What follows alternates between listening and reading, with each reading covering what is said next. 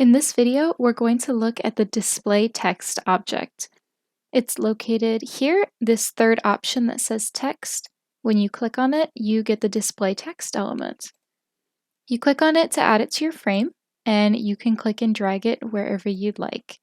It has the same basic object properties as all of our other objects, and I'll go ahead and link the object properties video here. So if you scroll all the way down, you can see the special properties where you can actually link a variable into your text element. To edit, you just click and double click here.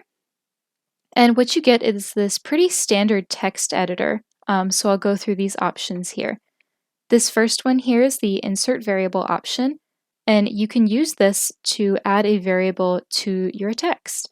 And this is super helpful if you have like a counter that you want to display, like a countdown as text. You can do that here.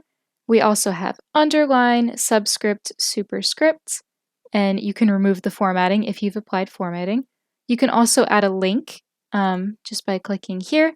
You can type in a URL here. This is how we do, for example, prolific URLs. When the subject has gotten to the last frame of your study, you can add the prolific URL here, and then they can click on it and be exited from the study. You can also do spell check, numbered list, bulleted list. You can change the orientation of the text. You can also add an image or table, or even special characters.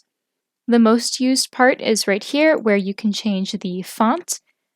Some fonts don't look the same with all browsers. That's why we have created our own fonts in here that you can use that we know are going to look the same for all browsers. But these are the fonts that we have here. And then you can change the size of the text, the color, and the direction of the text, either from left to right or right to left. You can also look at the source code. If you're a coding person, you can look at the code and see exactly what's going on with your text. To edit, it's simply a matter of typing. You can backspace. When you backspace away all of the text, this is the default settings. So it's always going to go to Lato 14, and you can just type your text here. And then you can input your variables and do whatever you like to your text. So that is a quick and simple explanation of the DisplayText element.